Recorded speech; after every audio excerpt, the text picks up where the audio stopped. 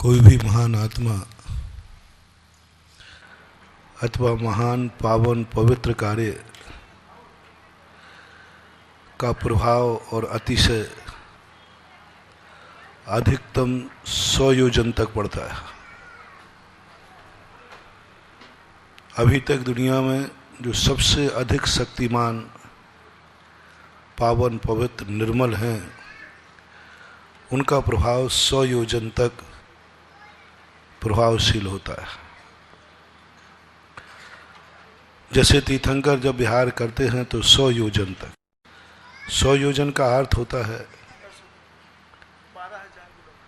12,000 kilometre तक तीर्थंकर का प्रभाव पड़ता है। अब 12,000 किलोमीटर जब भगवान विहार करेंगे तो चारों तरफ क्षेत्रफल 12,000 किलोमीटर का, और जब उस प्रभाव को लोग देखते हैं तो नाना मिथ्या दृष्टि सम्यक दृष्टि हो जाते हैं। पावन आत्मा हुई है, साधना एक आत्मा ने की है,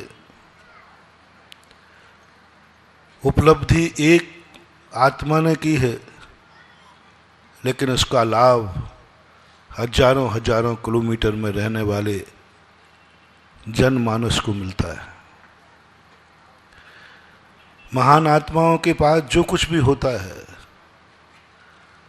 वह मात्र उन्हीं के काम नहीं आता है जो महान है।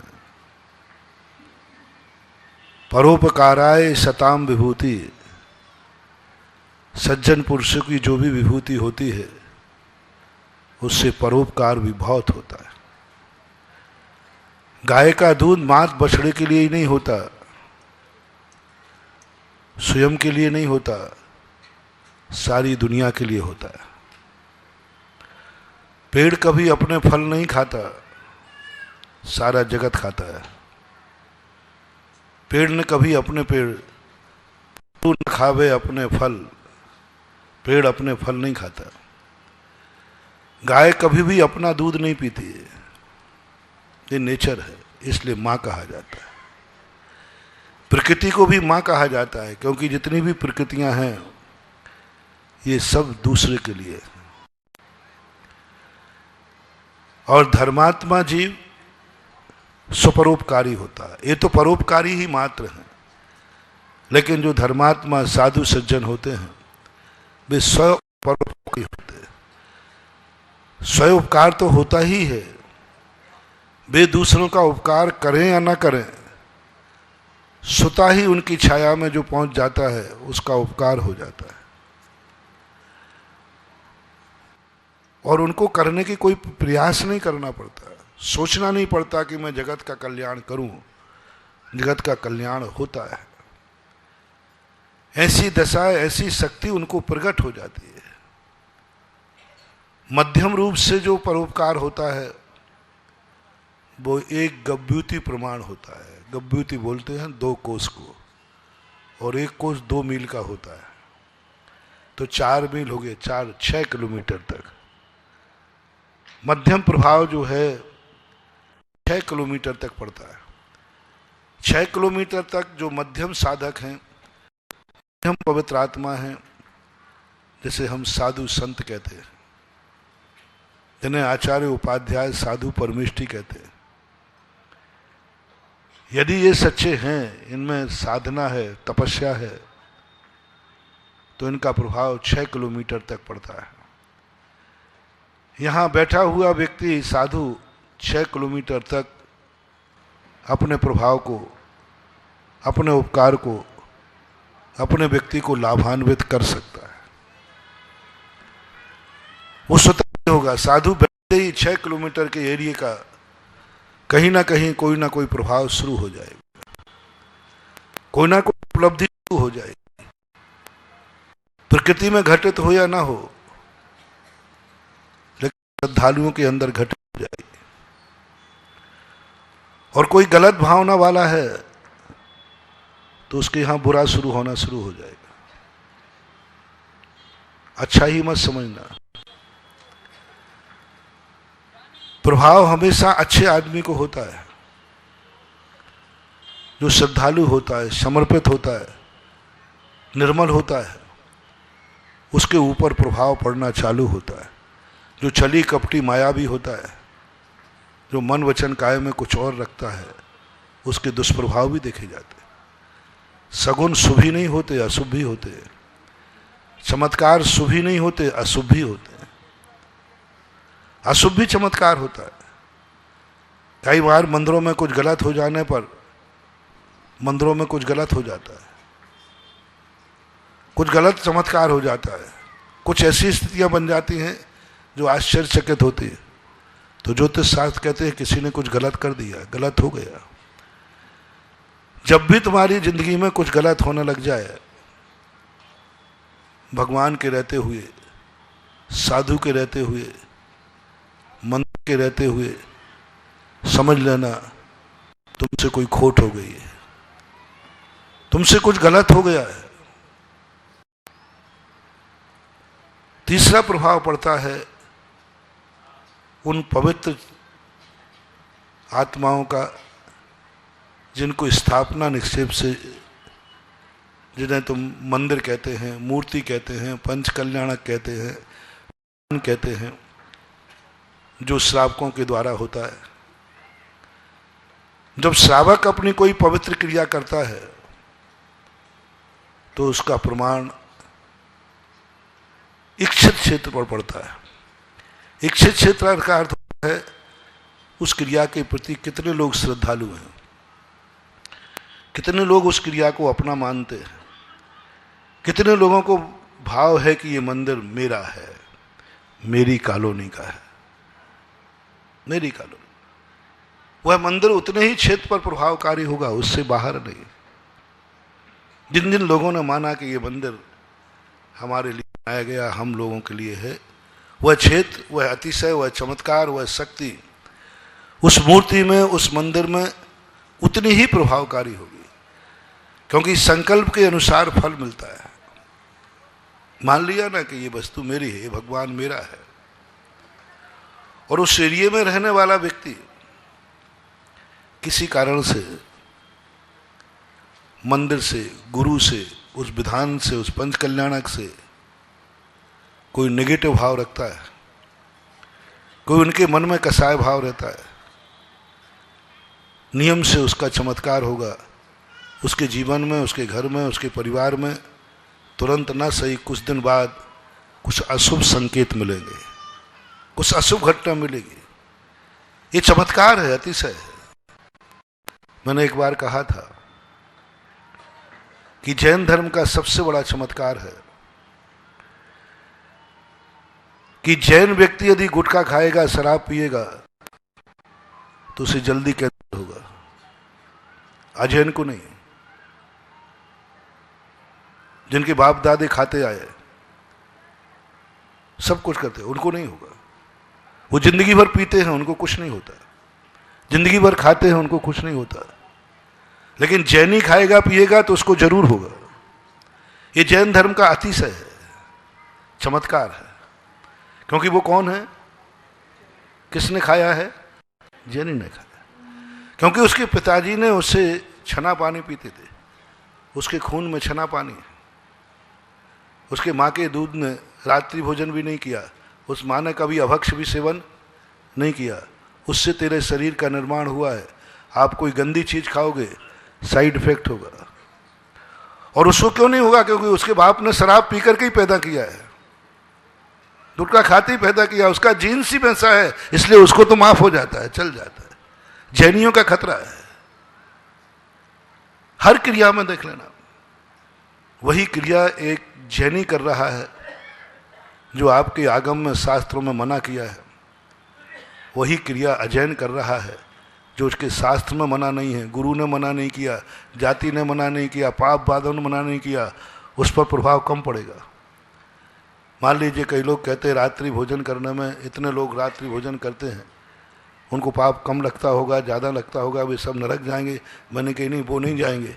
और जैनी मन के ये जरूर जाएगा, क्योंकि वह बालक बेचारा क्या करे। उस बालक के अंदर उसके पिता रात में खाते हैं, वो अनुकरण करे नहीं करे, उसके गुरु रात में खाते हैं, उसकी जाति रात में खाती है, उसका सब कुछ रात में खाता है। अब वो बच्चा क्या करे, पूर्वजों का अनुकरण तो करेगा। तो उसको मात्र रात्रि भोजन और अज्ञानता का दोष लगता है, लेकिन 4 बातें वो अनुकरण कर रहा है। अपने पिता का अनुकरण कर रहा है, गुरु का अनुकरण कर रहा है, जाति का अनुकरण कर रहा है, कुल का अनुकरण कर रहा है। वो 4 कार्य अनुकरण कर रहा है। शेरनी का बच्चा मांस खाता है, उतना बड़ा पापी नहीं है, क्योंकि वो मां का अनुकरण कर रहा है। अज्ञानता का दोष है, वो मां का अनुकरण, मां खाती है, मां खिला रही है, वो करे क्या। इसी प्रकार और जैनी रात्रि भोजन का दोष तो कम है, लेकिन सबसे बड़ा दोष है कि तुमने अपने कुल को कलंकित किया। तुम्हारे पूर्वज नहीं खाते थे, तुमने जिनवाणी किया, उल्लंघन किया, माता ने मना किया था। तुमने गुरु का उल्लंघन किया, उनकी आज्ञा का उल्लंघन किया। तुमने अपनी जाति का उल्लंघन किया। इतने सारे पाप तुमने किए। यानी एक अजैन के और जैन के रात्रि भोजन करने में 5 गुना जैनी को पाप लगता है, क्योंकि उसके सबकी आज्ञा का उल्लंघन किया है, इसलिए प्रभावकारी होता है। इसलिए ये मत समझना कि धर्म मात्र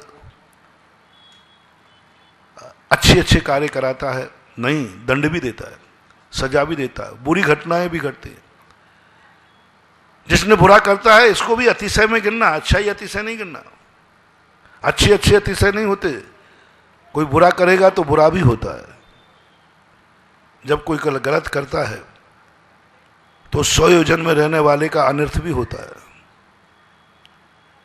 मंदिर आज मैं सुबह प्रातःकाल अभिषेक के समय कह रहा था, मैंने ये मंदिर बहुत खतरनाक होते हैं, ये अनर्थ भी करते हैं, लेकिन किसका? श्रद्धालु का नहीं, जो इसके प्रति बुरा भाव रखता है, निगेटिव भाव रखता है, छल कपट भाव रखता है। मैं सदा कहता हूं, मंदिरों के निमित्त से कभी कसाय भाव मत करना। अन्य क्षेत्रे कृतम पापम धर्म क्षेत्रे विनश्यति, और धर्म क्षेत्रे कृतम पापम वज्रलेपो भवेत। सबसे दुनिया से झगड़ा कर लेना, दुनिया से विवाद कर लेना, वो सब एक तरफ रख देना। कभी देव साध गुरु से छल कपट मायाचारी क्रोध आदि भाव नहीं करना चाहिए, कभी नहीं करना चाहिए। कभी भी अपनी जिंदगी में कभी ऐसा भाव आवे, सोचना चाहिए ये मंदिर है। अन्यथा वे पंक्तियां मैंने एक बार सोचा था, हरिवंश राय की ये पंक्तियां पढ़ी मैंने, मंदिर मस्जिद बैर कराते मेल कराती मधुशाला। तो मैंने सोचा कि ये तो गलत लिखा है। हमारे यहाँ तो शेर और गाय एक घाट पर पानी पीते, गलत लिखा है। इसको कोर्ट केस करके इसको पंक्तियां सुधरवाना चाहिए, बहुत पहले ही घटना। लेकिन मैंने कहा पहले देख तो लूं।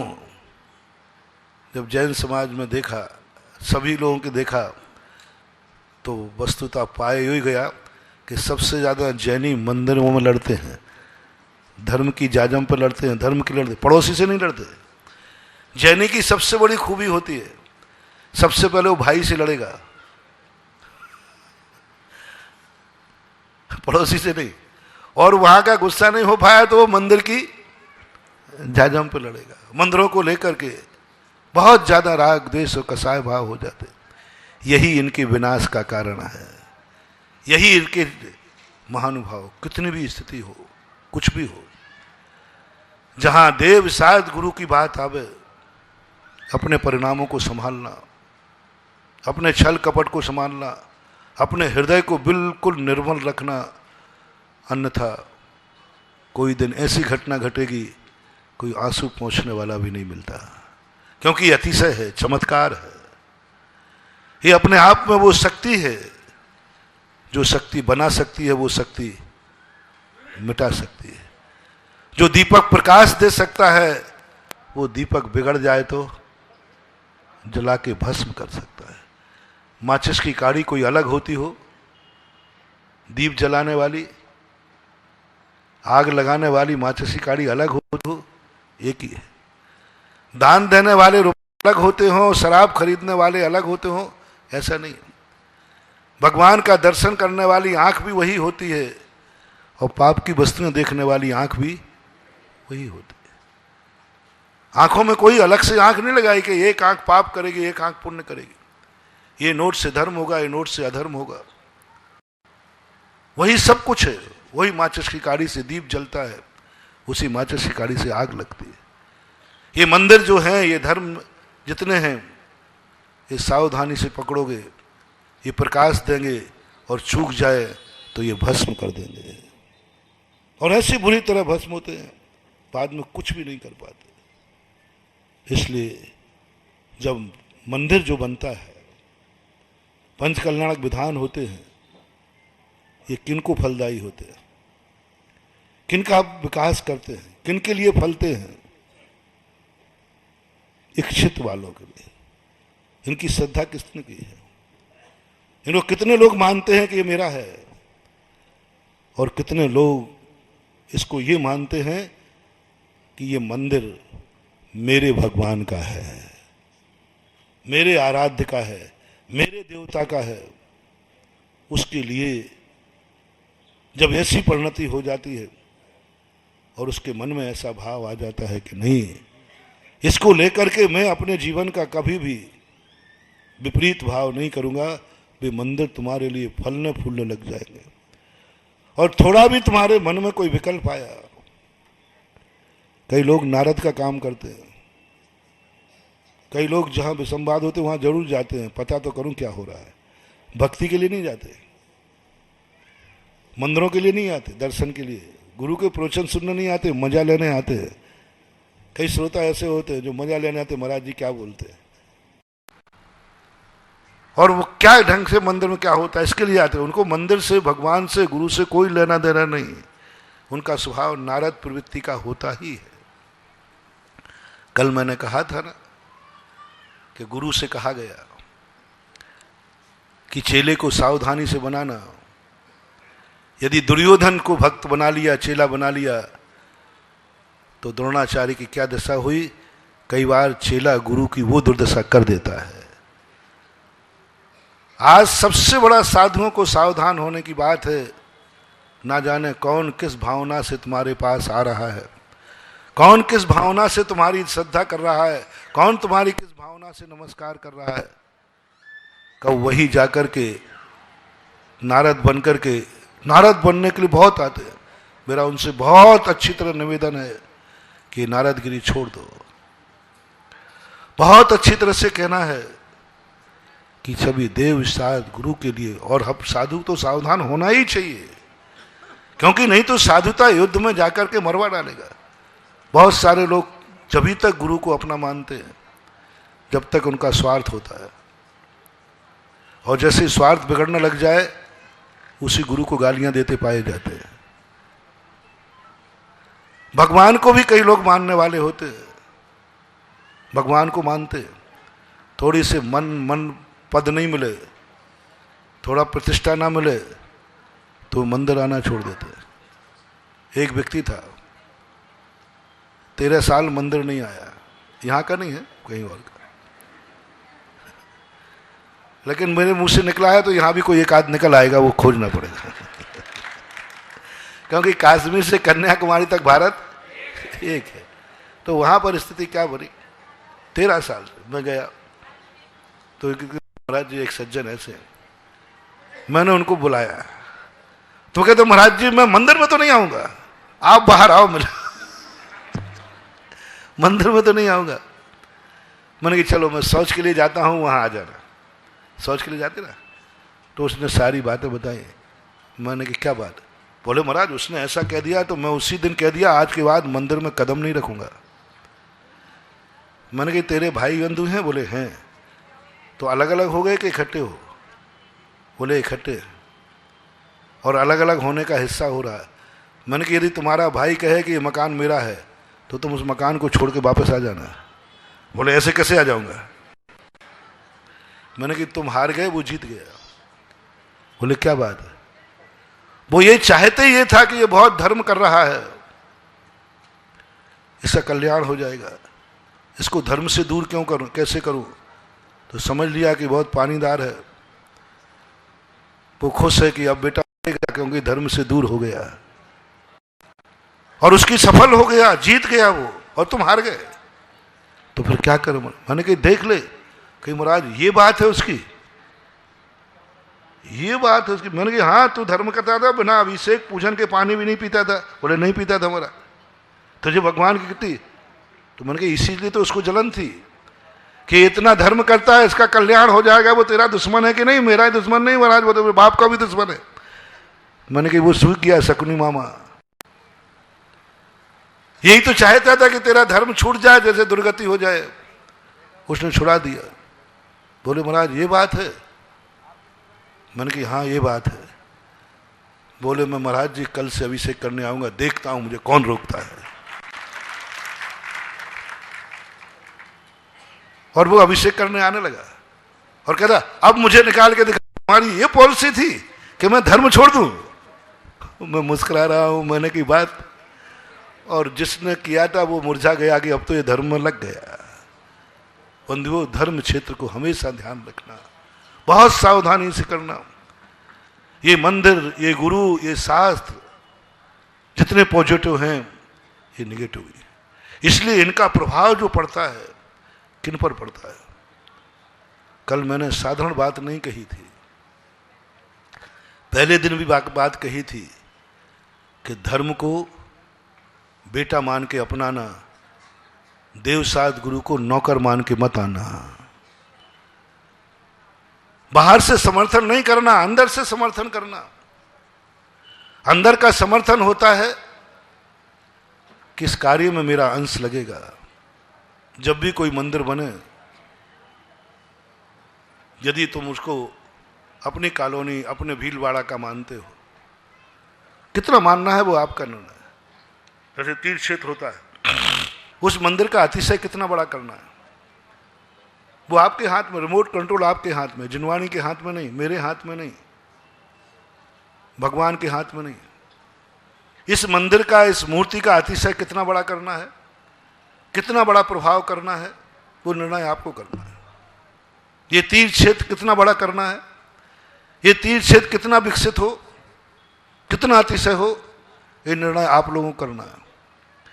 यदि आपने तीर्थ क्षेत्र बनाते समय निर्णय ले लिया कि ये तीर्थ क्षेत्र सारे भारत के अधिकार में रहेगा, इसका ट्रस्टी सारे भारतवर्ष का व्यक्ति बन सकता है, ये सारे भारतवर्ष का तीर्थ क्षेत्र कहलाएगा, अकेले भीलवाड़ा का नहीं, अकेला जयपुर का नहीं, पूरे भारत का कहलाएगा। भारतवर्षीय तीर्थ क्षेत्र होगा और हर व्यक्ति का समान अधिकार होगा।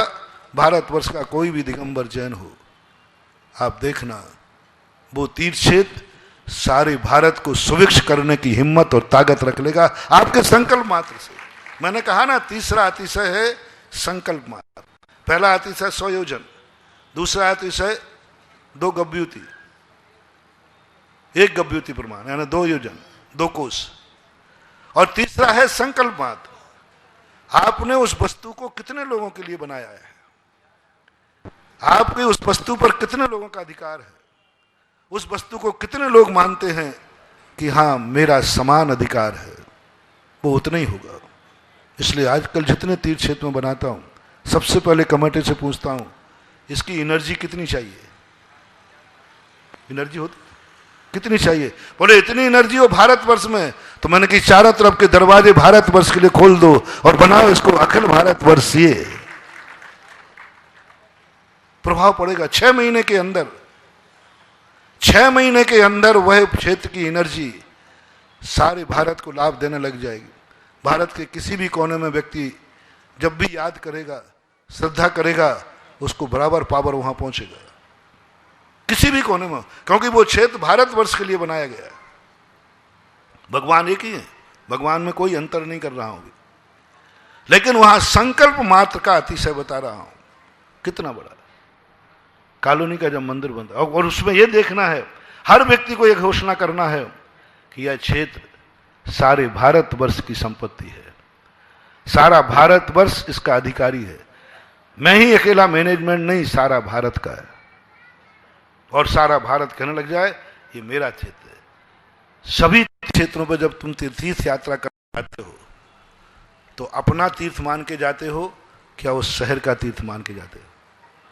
किसी मंदिर में क्यों नहीं जाते? आदिनाथ मंदिर में भी बैठे हैं, आदिनाथ तीर्थ क्षेत्र में बैठे, पारसनाथ चौलेश्वर में भी है, पारसनाथ आपके मंदिर में भी है। आपके तीर्थ यात्री आपके मंदिर के दर्शन करने क्यों नहीं आते? तीर्थ के मंदिर के दर्शन करने क्यों जाते? क्या कारण? आपके मंदिर में क्यों नहीं आते? मंदिरों में इतने सारे मंदिर हैं, भीलवाड़ा में इतने सारे मंदिर हैं, कितने तीर्थ यात्री आते हैं? चौलेश्वर में, बुजोलिया में, कहाँ कहाँ आते हैं? सारे भारत से आते हैं। लाइन लगी रहती है, सब तीर्थ क्षेत्रों पर लाइन लगी रहती है। भीलवाड़ा जिला है, दोनों भीलवाड़ा क्षेत्र हैं, और आपके यहाँ मंदिर भी हैं, एक से एक बड़े मंदिर हैं, लेकिन तीर्थ यात्री नहीं आते। कोई तीर्थ यात्री मन भी नहीं बनाता।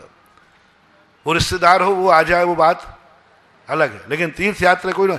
हम भीलवाड़ा तीर्थ की वंदना करने जा रहे हैं, कोई नहीं बोलेगा, चित्तौड़ में भी नहीं आएगा। लेकिन चौलेश्वर के नाम से क्या बोलोगे आप? बिजोलिया के नाम, मैं तीर्थ की वंदना करने जा रहा हूं, उसके लिए अपना मानते। उसमें क्यों ऐसा क्यों होता है? आपकी कॉलोनी के मंदिर के दर्शन करने तीर्थ यात्री क्यों नहीं आ रहे हैं? उनको कुछ नहीं मिलने वाला, क्योंकि उसमें ताकत ही नहीं, उसमें एनर्जी नहीं उनको सुख देने की, उनके कर्म काटने की एनर्जी नहीं, क्योंकि उस मंदिर को आपने संकल्पित कर दिया। और वही पारसनाथ जब तीर्थ क्षेत्र पर बैठ जाते हैं तो उसकी एनर्जी इतनी बढ़ जाती है कि भारत का किसी भी कोने से आएगा वो तीर्थ उसके लिए लाभकारी होगा। और घर बैठे हुए भी वो चौलेश्वर पारसनाथ को याद करेगा, घर बैठे ही बिजोलिया पारसनाथ को याद करेगा, उसका काम हो जाएगा, उसका काम हो जाएगा, उसको एनर्जी पहुंच जाएगी, क्योंकि उस तीर्थ का ऐसा संकल्प है। आपके जो मंदिरों के, आपके जितना छोटा करना हो आपको मंदिर, उतना कस्टडी छोटी कर सकते हो। आपके पास रिमोट कंट्रोल है, आप उसको अपने घर का बना लीजिए। ये मंदिर मेरे घर का है, बस उससे ज़्यादा उसकी एनर्जी नहीं बढ़ेगी, बस उतना ही ज़्यादा लाभकारी होगा। गृह चैत्यालय आपका 100 लोगों का है तो 100 लोगों का, कॉलोनी का है कॉलोनी। शर्त है कौन उसे अपना मानता है, कौन उसे अपना मानता है। तुम्हारा एड्रेस और कॉलोनी का एड्रेस एक होना चाहिए, भगवान का एड्रेस और तुम्हारा एड्रेस एक होना चाहिए। और जिन जिन के दोनों के एड्रेस एक हों उनको मैं सावधान कर रहा हूं। भीलवाड़ा वालों पहले बताएं, भीलवाड़ा के मंदिरों का एड्रेस और आपका एड्रेस एक है कि अलग अलग है? जिले में क्या लिखा जाएगा? अंत में क्या लिखते हो चिट्ठी में? और मंदिर में क्या लिखते हो? भीलवाड़ा। महानुभाव, आप मंदिर के सारे भीलवाड़ा के मंदिरों को आप अपना मंदिर मानिए, आप उनके लिए बाहर से नहीं अंदर से समर्थन दीजिए। ये सारे भीलवाड़ा के मंदिर आपको प्रभावकारी होंगे, आपका अतिशय होगा। आप जिस मंदिर का भगवान का नाम लेंगे वही मंदिर का नाम आपके लिए कल्याणकारी होगा, क्योंकि आपने संकल्प कर लिया सारे भीलवाड़ा के मंदिर मेरे हैं, मेरे लिए बनाए गए। अवभाग्य है मेरे कि मेरे भीलवाड़ा में इतने मंदिर हैं जिनके बीच में मेरा मकान है। बस गर्व करो, आनंद से झूम जाओ। कभी किसी सारों से किसी से बैठ कहो मैं उस भीलवाड़ा के अंदर मेरा मकान है जहां पर इतने मंदिर हैं, एक नहीं 17 है, 17 मंदिर है। बस एक गर्व है, 18 हो रहा जो भी है, एक आध दो आगे पीछे कर लेना है, कर लेना। बस इन मंदिरों का गर्व कभी तो इच्छा करना, कभी तुम्हें आनंद की अनुभूति हो जाए कि मैं उस भीलवाड़ा में रहता हूं जहां जिनेंद्र देव के 18 मंदिर हैं और 18 मंदिरों के बीच में मेरा मकान है।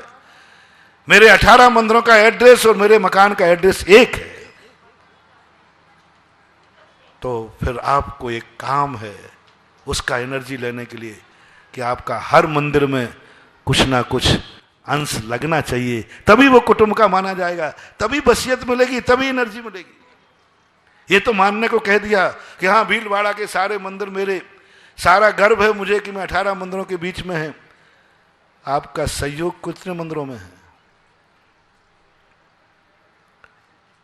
आप अंदर से समर्थन कितने मंदिरों में है? आप कुटुंबी हैं कि बराती हैं? आप कुटुंबी हैं भीलवाड़ा के बराती हैं? आपका अंतरंग संबंध कितनों से है? कितने मंदिरों में आपका सहयोग है? हमारे पूर्वजों ने एक बात रखी थी, मैं बहुत आश्चर्यचकित रहता था। कि जब मंदिर बनता है तो एक ईंट में पीली और सफ़ेद झिल्ली लपेटी जाती है और कहा जाता है सोने की ईंट 1100 रुपया, चांदी की ईंट 500 रुपया। मैंने कहीं बुद्धू बना रहे हो? देने वाले को मालूम और लेने वाले को मालूम नहीं है क्या? ईंट तो 2.5 रुपये की है, 2.5 की 5 की जो भी है, 1100 की कैसे हो गई? तुम्हें भी मालूम है कि एक जिलेटिन लिपटी है और तुमने भी घोषणा की मुझे सोने की ईंट दो, और रसीद पे क्या लिखा था? सोने की ईंट। पुण्य तुम्हें सोने की ईंट का लगेगा, माल कुछ भी हो। जब तुम्हारी रसीद देखी जाएगी उस पर यह नहीं लिखा जा रहा पन्नी लिपटी हुई मिट्टी की ईंट की, ये लिखेंगे क्या? क्या लिखोगे आप? सोने की, चांदी की, स्वर्ण ईंट ही लगाई गई है। और ये ईंटें क्यों रखी जाती थी? कोई कारण नहीं बंधु, एक ही कारण था कि जो व्यक्ति इसमें एक ईंट भी लगाया जाएगा ये मंदिर उसके लिए प्रभावकारी होगा। वो एक ईंट नहीं थी, वो डिक्स थी, एंटीना था तुम्हारे कनेक्शन का, जिंदगी के कनेक्शन का। उस मंदिर से आपका कनेक्शन, आपने डिक्स लगा दी, आपने लाइन ले ली उस मंदिर से। अब उस मंदिर की वो जो आपने ईंट लगाई है, वो ईंट जब उस मंदिर में कुछ भी कार्य होगा, कुछ भी एनर्जी डेवलप होगी, कुछ भी महोत्सव होगा, उसका शेयर आपके पास पहुंचेगा। शेयर कंपनियां क्या होती हैं? जब आप किसी कंपनी का शेयर लेते हैं, उस कंपनी में जब लाभ होता है तो वो अपने आप तुम्हारे पास आता है कि नहीं आता है? हानि होती है तो वो भी आती है, शेयर डूब भी जाते हैं।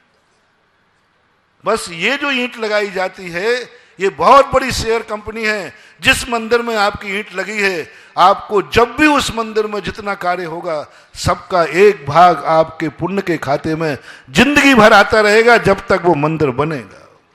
जब मैंने इसका साइंस देखा, मैंने कहा ये ईंटों में क्या 150 ईंटें रखने में क्या फायदा होता है? नहीं, ये तुम्हें मौका दिया है डिक्स लगाने का। इसलिए मैं सदा कहता हूं, जो गरीब लोग, मध्यम वर्ग, जहां तुम ज्यादा नहीं लगा पाओ, और जब कभी किसी मंदिर का शिलान्यास हो, मेरे सारे जगत के लोगों से कहना है उसमें एक ईंट जरूर लगा के आना। वो मंदिर की कंपनी का शेयर तुम्हारे पास हो गया, तुम उस कंपनी के एक इकाई हो गए, तुम कंपनी के एक मालिक हो गए, तुम कंपनी के एक हकदार हो गए, क्योंकि उसमें तुम्हारी एक ईंट लगी है, एंटीना है। अब भले तुम बंबई के हो और एक ईंट तुम इस मंदिर में लगा के चले गए, आपने एंटीना फिक्स कर दिया, जब भी होगा आपके पुण्य खाते में जाएगा।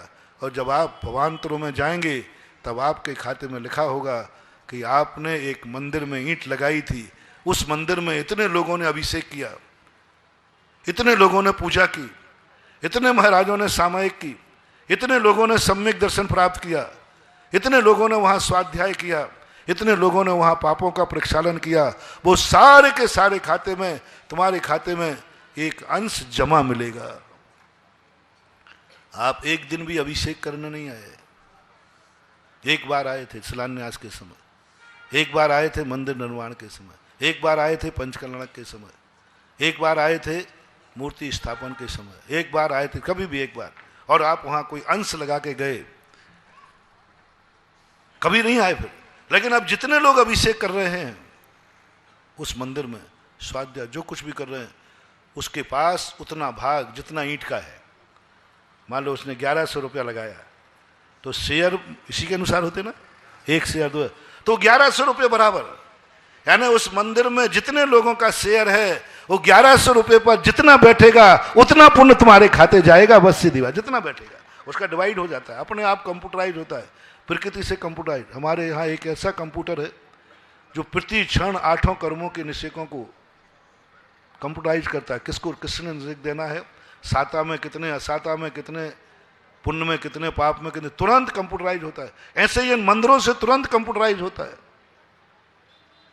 यदि आप चाहते हैं कि मुझे भीलवाड़ा के, भारत के हर मंदिर का शेयर लेना है, मुझे हर मंदिर की एनर्जी चाहिए मेरी जिंदगी में, तो बस नियम कर लो। जहां तुम्हें पता चले 100 योजन तक कि यहाँ मंदिर निर्माण हो रहा है, उस मंदिर में एक ईंट जरूर लगवा देना। मैं अपने भक्तों से कह रहा हूं, जरूर जैसे बने तैसे समाचार भेज देना, भाई एक ईंट मेरा ले लेना मंदिर का। कभी भी सुनने में आवे कि जिनेन्द्र देव का मंदिर बन रहा है, उसमें अपनी भागीदारी जरूर करना, बहुत बड़ा लाभ। क्योंकि तुम इतना काम नहीं कर पाओगे, गृहस्थ हो, तुम इतने स्वयं का व्यापार नहीं कर पाओगे, तुम्हारे पास पूंजी नहीं है। शेयर कंपनी कौन बनाता है?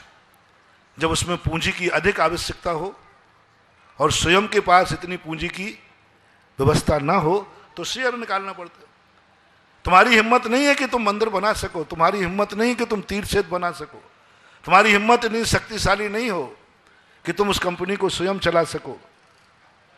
इसलिए तुम्हारे लिए ये एक नया रास्ता जो कानून में है, शेयर कंपनी। हमारे जैन दर्शन में ये शेयर कंपनियां हैं, उसमें अंश लगाओ, उसमें अंश की भागीदारी बनो। और अंश जैसे तुम्हारा लग गया, तुम्हारा समर्थन बाहर से नहीं अंदर से हो गया। तुम बराती नहीं कुटुंबी हो गए, तुम नौकर नहीं बेटा हो गए। नौकर नहीं बेटा। शेयर वाला कंपनी का मालिक होता है कि ग्राहक?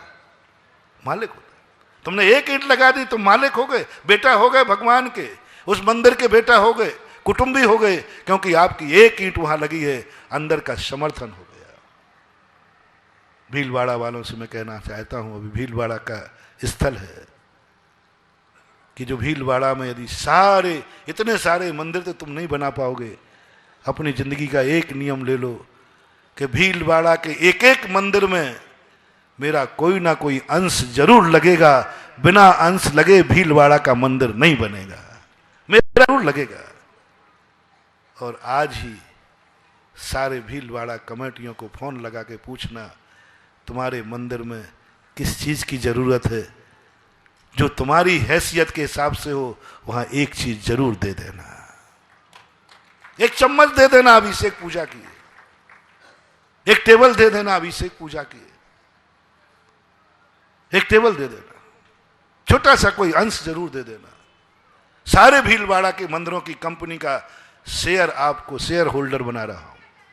सारे मंदिरों में जो कुछ भी कर, वो टेबल आपने दे दी, अब वो टेबल पर जितने लोग पूजा करेंगे, जितने लोग भगवान का अर्घ चढ़ाएंगे, वो टेबल आपका एंटीना होगी, टेबल आपका शेयर होगा, वो टेबल आपके खाते में पुण्य भेजेगी। इस टेबल में आज 10 लोगों ने पूजा की थी, इस टेबल पर 10 लोगों ने अभिषेक किया था, इस टेबल पर भगवान जी विराजमान हुए थे, इस टेबल पर पांडुशिला रखी गई थी, इस टेबल पर पांडुशिला पर भगवान विराजमान हुए थे, जिस पर भगवान विराजमान। पांडुशिला आपने दान दे दी और आप अभिषेक करने नहीं जाते वहां पर, लेकिन आपकी पांडुशिला पर कितने लोगों ने अभिषेक किया, वो शेयर आपके पास पहुंचेगा। इसलिए अंतरंग समर्थन की बात जो कल और परसों मैंने कही थी, यदि भगवान को तुम अपना मानते हो भीलवाड़ा वालों, और इसी प्रकार जब तुम्हारे नगर में पंचकल्याणक हो, मां देखनी मत आना, बाराती बन के मत आना। बारातियों को तो क्या मिलता है, बताते हैं कि अब गिफ्ट तो बंद हो गई, पहले गिलास थर्मल कुछ देते थे, अब तो 2 टाइम भोजन दे दिया, चलो पधारो। इससे ज्यादा बारातियों को कुछ नहीं मिलता। इसी प्रकार जब आपके नगर में कोई विधान होवे, पंचकल्याणक होवे, आपके नगर की कह रहा हूं, आपके नगर में जब होगा तो आप उसमें बाराती बन के आएंगे या कुटुंबी बन के आएंगे, बस फैसला इतना ही सा है। सवाल ये नहीं है कि तुम क्या करोगे, सवाल ये है आएंगे सब। कुछ लोग तो भोजनालय तक आएंगे, पंडाल तक आएंगे ही नहीं। अपने जैनियों की एक विशेष, जैनियों की सही गणना करना है तो कहां मिलेगी वहां हाउसफुल रहता है पूरा, सब बातें हैं, ईमानदार आदमी है। लेकिन वो भोजनशाला किसके लिए रखी है? इसलिए रखी थी कि तुम शांति से बिना विघ्न के धर्म ध्यान कर सको, पंडाल के कार्यक्रम देख सको, क्योंकि भोजन पाने की तुम्हें टेंशन ना हो। महिलाएं किस लिए टेंशन में रहती, घर के भोजन बनाना, आप लोगों की टेंशन। इसलिए कह दिया जाता है भाई भोजन से फ्री हो जाओ, धर्म ध्यान। कई लोग तो सीधे भोजनालय के सामने स्कूटर खड़ा करते हैं, दुकान से आते हैं और दुकान पे ही निर्माल हो जाता है, बहुत बड़ा निर्माल। क्योंकि किस पर्पज से वो भोजनालय रखा था, जिससे आप पंचकल्याणक शांति से देख सके। पंचकल्याणक तो आपने पार्टी सपेट ही नहीं किया। मेरा भाव रहता है, हर जगह मैं कहता हूं, यदि आपके नगर में कोई विधान हो, आपके नगर में कोई पंचकल्याणक हो, आपके नगर में कोई गुरु का आगमन हो जो अस्थायी है, मंदिर का तो मैंने बता दिया स्थायी, वो तो तुम्हारे साथ ही मंदिर तुम्हारे बाद भी रहेगा, सब कुछ रहेगा। और अपने बच्चे को भी कह के जाना, इस मंदिर में बेटा अपन ने एक ईंट लगाई थी, तो शेयर ट्रांसफर भी हो जाता है। और बेटा यदि स्वीकार कर ले, पापा आपके भी ईंट लगी थी, ओहो धन्य है, और उस मंदिर में जाकर के उसको भाव आ जाए, ये वो मंदिर है जिसमें मेरे पिताजी ने एक ईंट, तो वो शेयर का ट्रांसफर हो जाता बेटे के नाम। हम अस्थायी कार्यक्रमों की बात अब कर रहे हैं, तो स्थायी की हो गई। अस्थायी कौन से होते हैं? विधान, पूजन, पंचकल्याणक, गुरुजन, ये सब अस्थायी होते हैं। तुम्हारे नगर में ये अस्थायी काम हो गए, बारात अस्थायी है कि स्थायी? अस्थायी। उसमें तुम बाराती बन के शामिल होगे, विधान में, पंचकल्याणक में, या कुटुंबी बन करके, फैसला करना। बाराती बन करके शामिल हो गए, कुछ भी मिलने वाला नहीं। वो मंदिर, वो मूर्ति, वो पंचकल्याणक तुम्हें मात्र 2 टाइम का भोजन देगी और कहेगी जय जिनेंद्र साहब पधारो, बस पधारो। उस पंचकल्याण से कुछ भी मिलने वाला नहीं, कोई भी उपलब्धि होने वाली नहीं, कुछ भी। वो मूर्ति से तुम कभी भी, यदि तुम्हें मौका पड़ गया कि इस मूर्ति के सामने मैं कुछ मनौती मान लूं, वो मूर्ति तुम्हें प्रभावकारी नहीं होगी, क्योंकि तुम बाराती बन करके गए थे। जैन दर्शन ने स्पष्ट कहा, देव सात गुरु के कार्यक्रम में कभी बाहर से समर्थन नहीं करना। बाहर से समर्थन करेगा अजैन, बाहर से समर्थन बाराती बन के आएगा अजैन, वो बाराती बन के आएगा, वो कुटुंबी नहीं है। जैसे कल मैंने कहा था, तुम जैन हो, तुम्हारी उत्पत्ति किससे हुई है? जिन शब्द से हुई है, और जिन शब्द से जो उत्पत्ति होती है वो जैन कहलाता है। तो जो जैन है वो तो जिनेन्द्र देव का कुटुंबी है, बाराती नहीं हो सकता। और बाराती हो गए तो तुम नाम के जैन हो गए, कुटुंब से अलग हो गए। अब पंचकल्याणक में कुटुंब कैसे बनोगे? कुटुंबी बनने का तरीका क्या है? भोजन व्यवस्था तो सबके लिए, भोजन व्यवस्था तो सबके लिए। बाहर का भी आएगा तो, चित्तौड़ वाले आएंगे तो भोजन व्यवस्था होगी उनकी, बाहर वाले सबके लिए है, सबके लिए भोजन। और भोजन व्यवस्था बाहर वालों की ही रखी जाती है। अब जब बाहर वालों को रखी तो घर के तो खाएंगे। भोजन व्यवस्था बाहर वालों की होती है, जब बाहर वालों को तो घर के तो खाएंगे। कार्यक्रम में भोजन व्यवस्था बाहर वालों को रखी जाती है, फिर घर वाले भीलवाड़ा तो खाएगा ही खाएगा, उसके लिए मनाही नहीं है, लेकिन वो कुटुंबी बन के खाएगा। ये मेरा पंचकल्याणक, मेरी प्रतिष्ठा, मेरे नगर में भगवान का आगमन, मेरे नगर में गुरु का आगमन, मेरे नगर में विधान हो रहा है, ये मेरा है। अब मेरे करने के लिए आपको वहां कोई ना कोई शेयर करना है। पंचकल्याणक में आपका क्या सहयोग है, क्या अंश है? बहुत बड़ी करुणा करके कह रहा हूं, जब भी तुम्हारे नगर में पंचकल्याणक हो, विधान हो, उसमें कुछ जरूर अंश दे देना, शेयर होल्डर बन जाना, कुछ ना कुछ करना। छोटा सा इंद्र बनना, बड़ा इंद्र बनना, ध्वजारोहण करना। भोजन व्यवस्था खाने में नहीं, भोजन व्यवस्था कराने में पार्टिसिपेट करना। भोजन खाने वाला बाराती है, और भोजन में जो पुण्यार्जक कर रहा है वो कुटुंबी है। ध्यान रखें, बारात में भोजन किसकी तरफ से होता है? मालिक की तरफ से, कुटुंबी की तरफ। और खाने वाला कुटुंबी हो, ये कोई नियम, लेकिन खिलाने वाला। इसी प्रकार पंचकल्याणक विधान में जो भोजन व्यवस्था कराता है वो पंचकल्याणक का मालिक है, कुटुंबी है, और पंचकल्याणक उसके लिए प्रभावकारी है, और करने वाला तो कोई भी हो सकता है। तो आपको जब भी पंचकल्याणक विधान आदि हो, निर्णय करना मेरा अंश क्या लगेगा इसमें, क्योंकि ये पंचकल्याणक मेरा है। मैं अपनी जिंदगी में पूरा पंचकल्याणक तो कर नहीं पाएंगे। एक समय वो था जब एक व्यक्ति पूरे पंचकल्याणक करता था, पूरा विधान करता था। मैंने कल परसों भी कहा था, एक ही व्यक्ति करता था। ये चंदे चिट्ठे से पंचकल्याणक नहीं होते थे, ये विधान नहीं होते थे। मंदिर एक ही व्यक्ति बनाकर समाज को सौंप देता था। पंचकल्याण एक व्यक्ति करके समाज को आह्वान करता था, कल ही कहा था शायद मैंने, एक व्यक्ति पंचकल्याण करता था, आता किनको था? सबको, सबको इंद्र बनाएगा, सबको, लेकिन खर्चा एक उठाता। विधान भी एक ही व्यक्ति से होता था, कल्पद्रु मंडल विधान का उदाहरण दिया था मैंने। आज वो औकात नहीं है या भावना नहीं है, आज वो औकात नहीं है, भावना नहीं है, क्योंकि आज हर व्यक्ति मंदिर को, पंचकल्याणक गुरु को अपना नहीं मानता, सबका मानता है। अपना नहीं मानता, अपना नहीं मानता। जब भी तुमसे पूछा जाए ये मंदिर किसका है, तो आप एक ही कहेंगे आदिनाथ का। मैं जा रहा हूं, किसी ने पूछा कौन जा रहा है भैया, ये जैनी से पूछा तुम्हारा नाम क्या होगा, सुधा सागर जा रहा है, यही कहोगे ना। कौन? आचार्य के विद्यासागर के चेले जा रहे हैं, यही कहोगे ना, यही आओ। अब मैं पूछता हूं, तुम्हारा बाप जा रहा था, किसी व्यक्ति ने पूछा कौन जा रहे हैं, जल्दी बोल दो, फलाने चंद।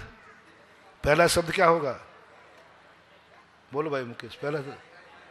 मेरे पापा जा रहे हैं। तेरे पापा, क्या नाम है? नाम बाद में लोगे, पहले शब्द क्या निकलेगा? सभी की एक राय है ना। यदि तेरे पापा जा रहे हैं तो किसी ने पूछा कौन जा रहे हैं, तो पहला शब्द होगा मेरे पापा, फिर पूछेगा नाम क्या है। और जब तुम्हारे गुरु जा रहे हैं तो पहला शब्द क्या निकला, कौन जा रहे हैं। गलत मत बोलो, गलत मत बोलो। जिस दिन पापा को जाते हुए तुमने देख करके एक अनजाने व्यक्ति ने पूछा तो एकदम निकला मेरे पापा जा रहे हैं, समझ लेना तुम पापा के बेटे हो, पापा का अंश तुम्हारे पास है, पापा के वंशज तुम हो, तुम कुटुंबी हो। जिस दिन गुरु को जाते देख लिया और किसी अनजाने ने पूछा, पहला शब्द निकलना ये मेरे गुरु जा रहे हैं, क्या नाम है, सुधा सागर, उस दिन समझ लेना गुरु के चेले बन गए, गुरु के कुटुंबी बन गए। अन्यथा नाम लेने वाला तो अजैन भी बता देता है कि फलाने चंद जा रहे हैं। इसी प्रकार मंदिर जब तुम कोई पूछे ये मंदिर किसका है, फट से निकलेगा आदिनाथ का, पारसनाथ का, चंद्र प्रभु का, फट रटा ही हुआ है। किसका मंदिर है? ये जैन मंदिर है। किसका मंदिर है? जैन मंदिर कह दोगे, ये जैन मंदिर है। और किसका मंदिर है? बोले आदिनाथ का मंदिर है, पारसनाथ का मंदिर, सब बोलेंगे। ये बराती हो, नौकर हो, वो तुम्हारा मालिक है। और जैसे तुम्हारे मन में फट से निकला कौन का मंदिर है, बोले मेरे देवता का मंदिर जनेन देव का है, मेरे देवता का, मेरे भगवान का मंदिर है। अपने आप जैसे लिखा ये मेरे पापा हैं, ये मेरी माँ है, ये मेरी पत्नी है, ये मेरा बहन है, ये मेरा भाई है, जितने भी कुटुंबी है उन सब के प्रति यही निकलता है। और ब्याई जी जा रहे हो तो भी क्या निकलेगा, ये मेरे ब्याह। अरे सारे को तुम मेरा लगाते हो, वहां तक देव साथ गुरु को लगाने में तुम्हारी नानी मरती। इसका अर्थ है कि तुम पराया मानते हो। इसलिए आज मंदिर मात, नौकर और मालिक का संबंध हो गया, पिता और बेटे का संबंध खत्म हो गया। आज गुरु का भी मालिक और नौकर का संबंध हो गया, बेटा और पिता का संबंध खत्म हो गया। आज जिनवानी के मंत्रों के साथ में नौकर और मालिक का संबंध हो गया, मंत्रों के साथ में बेटा और बाप का संबंध खत्म हो गया। जब अपने आप निकलती एक अंदर से आवाज, अनजाना कोई पूछ ले। अकलंक स्वामी से जब पूछा गया संकट के समय, नमोकार मंत्र एकदम निकला है। किसी ने पूछा, एक नमोकार मंत्र निकला था, सिद्धि देखना कब होती है, लिखा था नमोकार मंत्र। किसी ने पूछा भैया ये क्या लिखा है, झूठ मत बोलना, क्या बोलेंगे, क्या ऊपर नमोकार मंत्र लिखा था। और आपको किसी अजैन ने पूछा क्या लिखा है ये, क्या लोगे, बोलो, बोलो ना जल्दी, बोल भाई पदम जी, है नमोकार मंत्र निकलेगा ना, हाँ निकलेगा ही, पराया है ना। और यदि अपना होगा तो क्या, बोले यही है मेरा मंत्र, नमोकार मंत्र, पहला शब्द निकलेगा यही है हमारा मंत्र। क्योंकि आत्मीयता हो जाएगी तो मेरा शब्द निकलेगा। जैसे तुमने पिता को निकाला, कौन है ये, मेरा पिता, मेरा रिश्तेदार, मेरा। नमोकार मंत्र के साथ मेरा शब्द क्यों नहीं आया, यही है मेरा मंत्र, यही है मेरा महामंत्र, यही है मेरा इष्ट मंत्र, यही है जो हमारा सबसे बड़ा मंत्र, यही है मेरा मंत्र। इसका नाम क्या है, सेकंड नंबर पे आए। पहली आवाज मेरा मंत्र, दूसरी आवाज नमोकार मंत्र। ऐसा ही यहां पंचकल्याणक हो रहा है, सुना है हमने, है? कहां पंचकल्याणक हो रहा है? किसका पंचकल्याणक हो रहा है? आजाद नगर का। शेष नगर कॉलोनी वाले तो बाराती है महाराज, हम लोग तो बारात में आएंगे, भोजन व्यवस्था में तो आऊंगा, मैं तो आऊंगा, पार्टी समेत। अरे महाराज जी वो तो आजाद नगर वाले जाने, उनका काम जाने। हो भीलवाड़ा वालों, 100 योजन तक भी यदि कभी जिनेन्द्र देव का कार्यक्रम हो तो उसमें बाराती बन के मत जाना, कुटुंबी बन के जाना, यानी उसमें कुछ ना कुछ अंश जरूर लगाना। जब कभी पंचकल्याणक हो, पहला प्रयास करना मैं इसमें पात्र बनूंगा।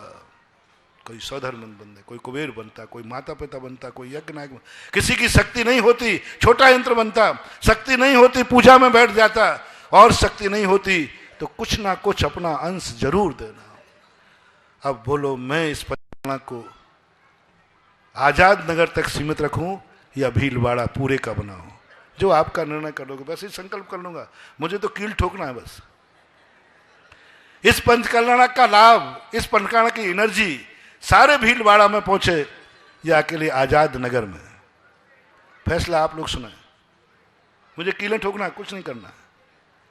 इस पंचकल्याणक में जो कुछ भी पुण्य हो, इस पंचकल्याणक में जो भी क्रियाएं हो, इस पंचकल्याणक भगवान का आगमन हो, जन्म कल्याणक हो, दीक्षा केवल ज्ञान मोक्ष कल्याणक हो, इस सब की वर्णनाएं कितनी कर दूं? जितना आप करोगे उतना ही फिक्स कर दूंगा। वो एसी में करते ना, तुम पंखे में भी करते हो, एक बटन होता है। कितना कर दूं? जल्दी बोलो। भारत करूं, जिला करूं, भीलवाड़ा करूं, आजाद नगर करूं? चित्तौड़ वालों, भारत करूं? तो फिर सोच लो, जितना करवाना है उतने में रहने वाले जीव, हर व्यक्ति कोई ना कोई अंशदान पंचकल्याणक में जरूर करेगा। किसी ना किसी रूप में पंचकल्याणक में शामिल होकर के कोई ना कोई पात्र जरूर बनेगा। पात्र बनेगा या मैंने वैरायटी बता दी? जो भी होगा हम कुछ ना कुछ करेंगे, भली एक ईंट लगेगी लेकिन लगेगी। अब बोलो कितना कर लूं? चित्तौड़ वाले कहते महाराज फिर रहने दो, आप रहने दो। चलो अब भीलवाड़ा पे आते।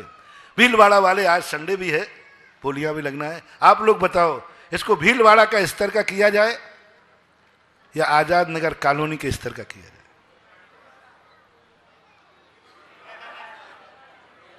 कम सुनता हूं ना, थोड़ा बोलो ना, जोर से बोलो थोड़ा। तो बस सारे भीलवाड़ा मेरा कहना, बहुत करुणा करके कहना, मैं घर के यहाँ, घर में जब विवाह हो तो बाराती बन के मत जाना। घर में विवाह हो और बाराती मत जाना। पंचकल्याणक भीलवाड़ा का हो, बाराती बन के मत जाना, कुटुंबी बन के जाना। कुटुंबी बनना, और कुटुंब का अर्थ होता है उसका कोई ना कोई शेयर उसमें जरूर होता है। मन बना लो कि इस पंचकल्याणक को हमने गुरु के सामने भीलवाड़ा का माना है, इसका शेयर, इसका विस्तार हमने भीलवाड़ा तक कहा है। हमारे घर भी, हमारे परिवार को भी और हमारे ऊपर भी इसका साया होना चाहिए। ये पंचकल्याणक हमारे घर में भी प्रवेश होना चाहिए, इसकी एनर्जी प्रवेश होना चाहिए। तो मन बना लो, मीटिंग कर लो घर में कि इस पंचकल्याणक में अपन को कुछ ना कुछ अंशदान जरूर लगाना है, क्योंकि ये पंचकल्याणक भीलवाड़ा का है और हम भीलवाड़ा में रहते हैं, तो ये पंचकल्याणक अपने घर का है, बाराती का नहीं है। बाराती बन के मत आना।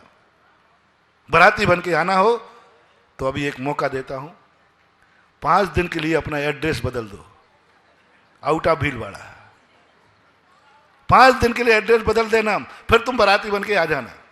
लेकिन एड्रेस में यदि ये है तो विचार करना। और आजाद नगर कॉलोनी से मेरा कहना है, पंचकल्याणक तुम्हारी सीमा में है। तुम्हारा एड्रेस और मंदिर का एड्रेस एक होगा, चूक मत जाना। ये कसाएं, ये राग देश, ये पन के परिणाम सारी दुनिया के मैदान पड़े हैं, वहाँ कसाएं कर लेना। सारे दुनिया की जिंदगी पड़ी है, भवमांतर पड़े हैं, कर लेना। पंचकर्णा जिंदगी में एक बार हो गया है, द्वारा आजाद नगर वाले कर पाएंगे? मैं क्यों मना करूं? लेकिन आप खुद अपनी कुवत में देखो, एक को करने में क्या पसीना आ गया, अब दूसरे की ये पीढ़ी तो विचार कर लो कि एक पीढ़ी तो कम से कम चली जाएगी। अपने जीवन में सब कुछ छोड़ करके अपना पंचकर्णा, अपने देवता का पंचकर्णा, अपने नगर का पंचकर्णा, अन्यथा ये नेगेटिव, जब एड्रेस एक हो जाता है तो उनके नेगेटिव प्रभाव पड़ते, बहुत नेगेटिव प्रभाव पड़ते हैं। ये पंचकल्याणक उनके लिए सफल होगा जो ये मन बना लेंगे कि हमें अपनी शक्ति प्रमाण कोई ना कोई पात्र बनना है। मेरा तो मन ये है कि आजाद नगर का एक भी घर ऐसा नहीं बचना चाहिए जो कोई ना कोई पात्र के रूप में, कोई पूजा के रूप में, एक अर्घ के रूप में पंचकल्याणक में जरूर शामिल होगा। तो मेरा दावा है कि ये मंदिर, ये पंचकल्याणक आजाद नगर के लिए वही साया देगा जो एक बाप बेटे को देता है, एक मालिक नौकर को छाया देता है और एक बाप बेटे को छाया देता है। दोनों में अंतर कितना है? एक मालिक नौकर को भी छाया देता है, कितना? वेतन भर। एक नौकर कितना देता है? कोई ज्यादा नहीं देता, जब तक नौकर है तब तक ठीक है। एक बाप की छाया बेटे पर और एक मालिक की छाया नौकर पर, दोनों में अंतर कितना है? बोलो, बहुत अंतर। बस महानुभाव, मेरी एक ही तमन्ना है, आजाद नगर में इस पंचकल्याणक की छाया बाप के समान मिले, मालिक के समान नहीं। लेकिन वो शर्त जब ही है जब आप नौकर बन के नहीं, बेटा बन करके पार्टिसिपेट करोगे, तो बाप की छाया तुम्हारे लिए, तुम्हें और तुम्हारी पीढ़ी दर पीढ़ी मिलेगी। और बाप की छाया चाहिए है तो तैयार हो जाओ कि मैं कोई ना कोई पात्र बनूंगा, मेरे पात्र के बिना भगवान की प्रतिष्ठा अधूरी रह जाएगी। मैं बनूंगा और गर्व से कहूंगा, भगवान मैं वो आदमी हूं, जब आपका पंचकर्णा हुआ था मैंने भी एक अर्घ चढ़ाया था, मैंने भी आपकी पूजा की थी, पांचों कल्याणक मेरी साक्षी में है, मैंने आपकी आगवानी की थी। गर्व से कहना। किस मुंह लेके आओगे भगवान के पास? भगवान कहेंगे कौन है तू? आएगा, संकट तो आएगा। संसार में रहने वाली जिंदगी में एक बार तो ऐसा मौका आता है जब उसे भगवान की याद आती है। एक बार तो मौका आएगा, इसी प्रकार तुम्हारी जिंदगी में आएगा, एक दिन आएगा। क्या मुंह लेके आओगे? कम से कम महानुभाव, इतना भर मेरी तमन्ना है कि कभी तुम्हारे जीवन में कोई संकट आए तो इतना कह सको, भगवान मैं वही भक्त है, मैं वही परिवार हूँ, मेरे पिताजी वही थे, जब आप गर्भावतरण हो रहा था मैं आपकी आगवानी के लिए खड़ा था, मेरी साक्षी में आप गर्भ में आए थे, मेरी साक्षी में आप जन्म हुआ था, मेरी साक्षी में आपका पांडुक शिला पर अभिषेक हुआ था, मेरी साक्षी में आपकी दीक्षा हुई थी, मेरी साक्षी में आपका केवल ज्ञान हुआ था, मेरी साक्षी में आपका निर्माण हुआ था। ये वो कुटुंबी बेटा है आपका जो आज चरणों में संकट के मारे तेरे चरणों की रज पाने आया है। कह सकोगे? कल के दिन भगवान पूछेंगे बराती बन के आया था कि बेटा बन के? नहीं, बराती बन के आया था। तो भगवान कह देंगे 2 टाइम का भोजन मिला था कि नहीं? बोले मिला था, बस हो गया लेन देन बराबर, चलो पधारो। चुनने के बाद विधायक के अपना परिचय बढ़ाता है और एक व्यक्ति चुनने के पहले से काम करता है, जब चुनाव में खड़ा होता है विधायक किसको अपना मानता है? चुनने के बाद तो हर व्यक्ति विधायक साहब, लेकिन वो व्यक्ति माना जाता है निकट का, उस व्यक्ति के लिए विधायक निहाल करता है जो विधायक बनने के पहले विधायक मान चुका था और विधायक के साथ पार्टिसिपेट कर रहा था। इसी प्रकार भगवान बनने के बाद तो दुनिया दर्शन करेगी, दुनिया भगवान कहेगी, लेकिन भगवान जिस समय वो बन रही है मूर्ति, भगवान जिस समय मंदिर बन रहा है भगवान का, उस समय व्यक्ति यदि शामिल हो जाए कि नहीं मैं भगवान के गर्भावतरण में शामिल होऊंगा, मेरे सामने होगा पंचकर्णा का ध्वजारोहण, मैं गर्व से कहूंगा भगवान मेरे वंश ने भगवान का ध्वजारोहण जब हुआ था मैं साक्षी था, आप गर्भावतरण हो रहा था मैं साक्षी था, आपका जन्माभिषेक हो रहा था मैं साक्षी था, और साक्षी ही नहीं था भगवान, मैंने कलश भी किया था। साक्षी नहीं था भगवान, जब आए थे आप तो मैंने अर्घ रूपी गुलदस्ता आपको भेंट भी किया था। अर्घ लिए खड़ा था ना मैं, गर्भ कल्याणक का अर्घ लेके खड़ा था मैं, जन्म कल्याणक का अर्घ लेके खड़ा था मैं वह व्यक्ति हूं। कुटुंबी, समय आपका हो रहा है, क्योंकि आज का कार्यक्रम थोड़ा दूसरा है। आज कुछ पात्रों की बोलियां हैं, सीमाएं तोड़ दो, मत देखो कि आजाद नगर का है, भीलवाड़ा का पंचकल्याणक है। और आजाद नगर वालों से कहना है, छोड़ दो सारी कसाएं भाव और एक बात करो, भगवान के पंचकल्याणक का मैं एक कोई ना कोई पात्र बनकर के ही अपना कुटुंबी बनने में दर्ज कराएंगे।